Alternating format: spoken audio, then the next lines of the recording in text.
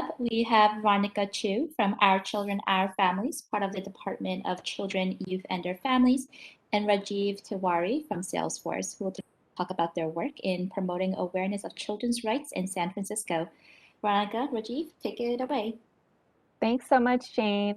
Hi all, my name is Veronica Chu. I am a senior analyst with the Department of Children, Youth, and Their Families. I was one of the city partners for a Civic Bridge project between the Our Children, Our Families team, which is actually a team within DCYF, and Salesforce. I'm joined here today by Rajiv Tiwari, who is one of our project managers on the Salesforce side of things, and he'll get a chance to introduce himself in a sec. So our challenge, as Jane mentioned, was to create a citywide communications plan to promote awareness of children's rights in San Francisco. Given the onset of multiple social and public health emergencies of the past year, from the pandemic to racism to climate change and wildfires, we knew that centering the needs and voices of children and youth as one of the most highly impacted and vulnerable populations would be especially important to respond to and recover from these challenges. So earlier last year, the Our Children, Our Families team had partnered with UNICEF to launch their Child Friendly Cities initiative, which supports local governments in protecting the rights of children and young people in the city. While San Francisco has a long and robust history of efforts to ensure that every child and their needs are met, we didn't have a way to talk about this work using a rights-based framework to the broader community. We were limited by a lack of staffing capacity and resources, and except for a single local press release that we did pre-COVID, we didn't have a communication strategy or plan in place. Next slide, please.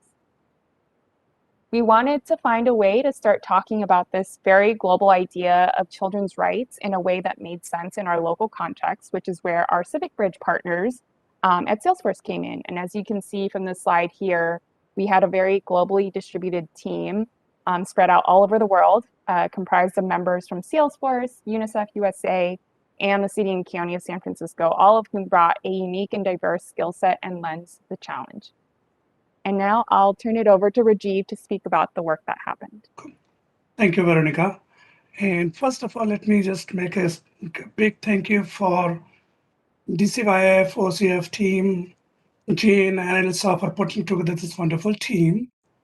My name is Rajiv Tiwari. I work in internal operations in Salesforce. And inside Salesforce, other than the work we deliver for our customer, one thing everyone is proud of is our culture of giving back. And there was nothing better opportunity to get a chance to give back to our home base, that's San Francisco. And as Veronica, you mentioned that we got quite a good amount of truly global team here from different aspects, different part of the world. And that brought up the key skill set that we need to deliver that DCYF was needing for, primarily about marketing communication and a way to develop the partnership and some project development. So from there on, how did we tackle the problem that you mentioned? So Veronica mentioned our three key problems about the need of a communication and lack of the resources that DCYF or OCOF was struggling to bring stronger communication channels and execute those.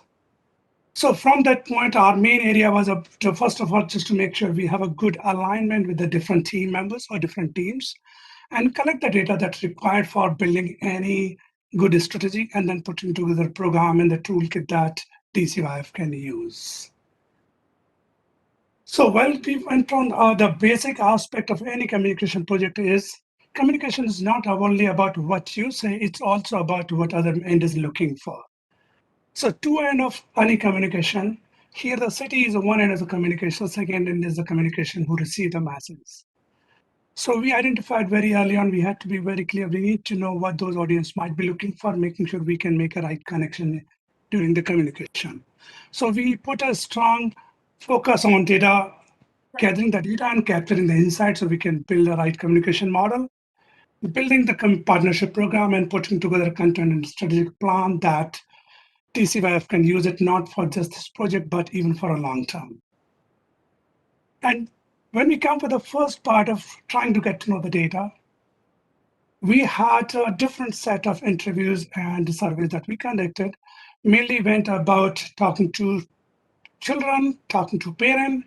It was really wonderful talking to preteens and teens and see how they see child-friendly cities, how they see what our children's rights are.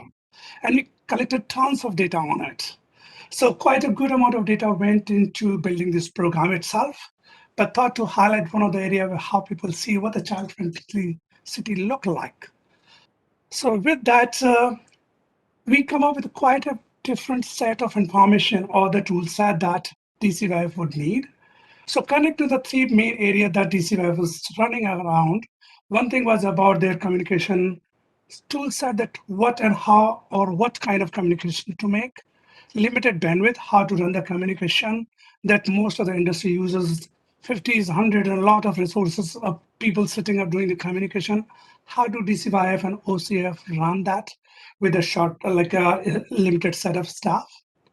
So the solution came that we should build a good partnership model. City has a lot of partners that they work with, whether communication, transportation, private suppliers in the city. There are a lot of partners who will be more than happy to join the cause. So we put together quite a good amount of resources and toolkit so city can execute, track their engagement, how to measure the success of the partnership, and put together a good amount of calendars, how to run our program. So those were two highlight, but quite a good amount of tool set that were put together. And one focus that was we had from the day one, we aren't just delivering to make this project success, but we are also delivering or enabling DCYF. They can run the similar project in future using the same tool set and skills. With that, while we were going over these generating toolkit, generating content, we also identified some of the recommendations that DCYF can make use in their future project and they'll have done. Mainly about how to engage the communication from early on, build a pipeline, and also if they require some expertise outward, they can have it on their board. With that, I'll hand over it to Veronica to bring how this project impacts city in general or this department. Thank you so much, Rajiv. Yeah, so there were a number of big impacts and takeaways for us. One of the biggest ones was just the amount of capacity building that happened for the OCOF team during the sessions. We all came in with very little or no marketing and communications background to really developing that muscle and learning from the experts on the Salesforce side to get us up and running. One other key impact that I wanted to highlight is that the data discovery phase for us was incredibly powerful.